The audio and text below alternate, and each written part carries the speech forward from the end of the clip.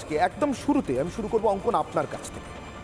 বহুবার আপনারা বিভিন্ন প্রয়োজনে কোর্টে যান, আদালতে যান। শুভেন্দু অধিকারী বা সুকান্ত মজুমদার সন্দেশখালী না যেতে পারলে যান। রাজ্যের বিভিন্ন জেলায় তাদের রাজনৈতিক কর্মসূচি থাকে, আদালতের পারমিশন নিয়ে করতে হয়, কারণ পুলিশ পারমিশন দেয় না, এটা রাজ্যের দোস্ততার জন্য যান। খুব ভালো কথা, আমি বলছি না যাবেন না, রাজনৈতিক দল আপনাদের কর্মসূচি পালন করতে যেতেই হবে। কতবার আজ পর্যন্ত আদালতে গিয়েছেন বিশ্বজিৎ সরকারের ভাইকে যারা খুন করেছিল, তারা এখনো পর্যন্ত মানে এই 3 বছরে যে শপথে থেকে গেল, তাদেরকে যে কোনো মূল্যে সরাতে হবে। শুধু তো উনি নন, আপনারাই হিসেব দেন আপনাদের কতজন কর্মী মারা গিয়েছে নির্বাচন পরবর্তী সন্ত্রাসে। ঠিক সেই এসপি সেই ডিএমরাই তো এসে মাথার উপর বসেছে, যাদেরকে 2021-এর বিধানসভা নির্বাচনের আগে নির্বাচন কমিশন সরিয়ে দিয়েছে। এই যে এত গ্যারেন্টি দিচ্ছেন মানুষকে প্রধানমন্ত্রীর নামে, এই গ্যারেন্টিটা দিতে পারবেন এই লোকগুলো আবার এসে বসবে না? আর এসে বসলে আপনারা কি করবেন তার গ্যারেন্টি?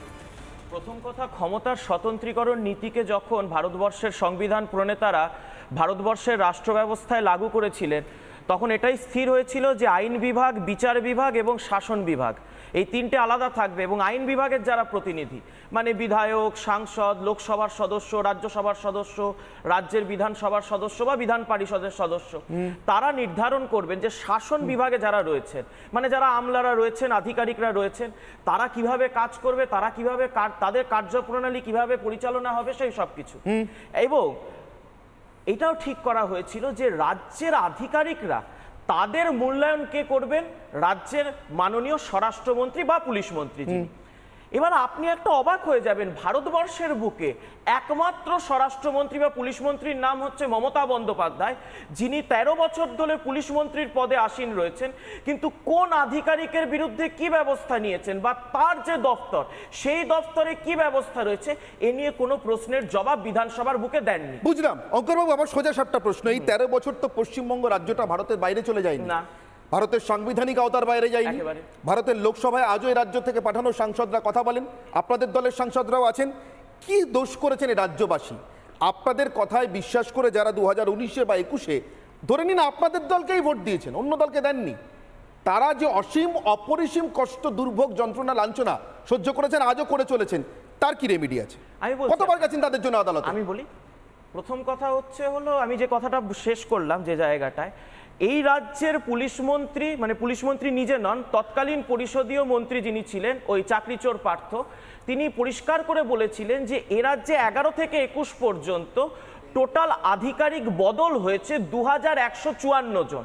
খুব পরিষ্কারভাবে শুনবে, 2154 জন অদক্ষতার কারণে কিংবা তাদের বিরুদ্ধে হওয়া কোনো দুর্নীতি, কোনো অভিযোগের ভিত্তিতে। এবার আমাদের পরিষদীয় দল, আমাদের বিরোধী দলনেতা দাঁড়িয়ে প্রশ্ন করেছেন যে যারা আধিকারিক বদল হলেন তারা কি কারণে বদল করলেন, এই জবাব তারা দেননি। আমরা গেছিলাম হাইকোর্টে, হাইকোর্ট থেকে জবাব চাওয়া হয়েছে, হাইকোর্টে জাস্টিস রাজাশেখর মান্থার বেঞ্চ থেকে জানাতে চাওয়া হয়েছে। এই রাজ্য সরকার সুপ্রিম কোর্টে গিয়ে বলছে আমাদের যে সাংবিধানিক ক্ষমতা দেওয়া হয়েছে সেই সাংবিধানিক ক্ষমতার ওপর এরা বল প্রয়োগ করছে। কেসটা এখন কোর্টে পেন্ডিং রয়েছে। আমি আপনাকে 3টে দস্তুর দেখাচ্ছি। আপনি বলুন, এই যে আমরা বিল্ডিং ভেঙে পড়া দেখলাম, সেইখানে মাননীয় মেয়র বললেন একজন পুরসভার আধিকারিককে যে তুমি হয় চোর নয় তুমি অদক্ষ। তাহলে আমার কথা হচ্ছে যে আপনি যে আধিকারিককে বলছেন, আপনি তো বিল্ডিং বিভাগের এমআইসি, আপনি তো মেয়র, আপনি তো মহানাগরিক, আপনি জানেন আপনার অধীনে থাকা একজন আধিকারিক চোর অথবা সে হচ্ছে অদক্ষ, আপনি তাকে রেখে দিয়েছেন কেন? আপনি তার বিরুদ্ধে ব্যবস্থা নেননি কেন? প্রশ্ন এখানেই অঙ্কন, আমি বিশ্বজিৎ বাবুকে একদম শুরুতে আমি শুরু করব অঙ্কন আপনার কাছ থেকে। বহুবার আপনারা বিভিন্ন প্রয়োজনে কোর্টে যান, আদালতে যান। শুভেন্দু অধিকারী বা সুকান্ত মজুমদার সন্দেশখালী না যেতে পারলে যান। রাজ্যের বিভিন্ন জেলায় তাদের রাজনৈতিক কর্মসূচি থাকে, আদালতের পারমিশন নিয়ে করতে হয়, কারণ পুলিশ পারমিশন দেয় না, এটা রাজ্যের দোস্ততার জন্য যান। খুব ভালো কথা, আমি বলছি না যাবেন না, রাজনৈতিক দল আপনাদের কর্মসূচি পালন করতে যেতেই হবে। কতবার আজ পর্যন্ত আদালতে গিয়েছেন বিশ্বজিৎ সরকারের ভাইকে যারা খুন করেছিল, তারা এখনো পর্যন্ত মানে এই 3 বছরে যে শপথে থেকে গেল, তাদেরকে যে কোনো মূল্যে সরাতে হবে। শুধু তো উনি নন, আপনারাই হিসেব দেন আপনাদের কতজন কর্মী মারা গিয়েছে নির্বাচন পরবর্তী সন্ত্রাসে। ঠিক সেই এসপি সেই ডিএমরাই তো এসে মাথার উপর বসেছে, যাদেরকে 2021-এর বিধানসভা নির্বাচনের আগে নির্বাচন কমিশন সরিয়ে দিয়েছে। এই যে এত গ্যারেন্টি দিচ্ছেন মানুষকে প্রধানমন্ত্রীর নামে, এই গ্যারেন্টিটা দিতে পারবেন এই লোকগুলো আবার এসে বসবে না? আর এসে বসলে আপনারা কি করবেন তার গ্যারেন্টি? প্রথম কথা, ক্ষমতার স্বতন্ত্রীকরণ নীতিকে যখন ভারতবর্ষের সংবিধান প্রণেতারা ভারতবর্ষের রাষ্ট্র ব্যবস্থায় লাগু করেছিলেন, তখন এটাই স্থির হয়েছিল যে আইন বিভাগ, বিচার বিভাগ এবং শাসন বিভাগ এই তিনটে আলাদা থাকবে, এবং আইন বিভাগের যারা প্রতিনিধি মানে বিধায়ক, সাংসদ, লোকসভার সদস্য, রাজ্যসভার সদস্য, রাজ্যের বিধানসভার সদস্য বা বিধান পরিষদের সদস্য, তারা নির্ধারণ করবেন যে শাসন বিভাগে যারা রয়েছেন মানে যারা আমলারা রয়েছেন, আধিকারিকরা রয়েছেন, তারা কিভাবে কাজ করবে, তারা কিভাবে তাদের কার্যপ্রণালী কিভাবে পরিচালনা হবে, সেই সব কিছু। এবং এটাও ঠিক করা হয়েছিল যে রাজ্যের আধিকারিকরা তাদের মূল্যায়ন কে করবেন? রাজ্যের মাননীয় স্বরাষ্ট্রমন্ত্রী বা পুলিশ মন্ত্রী যিনি।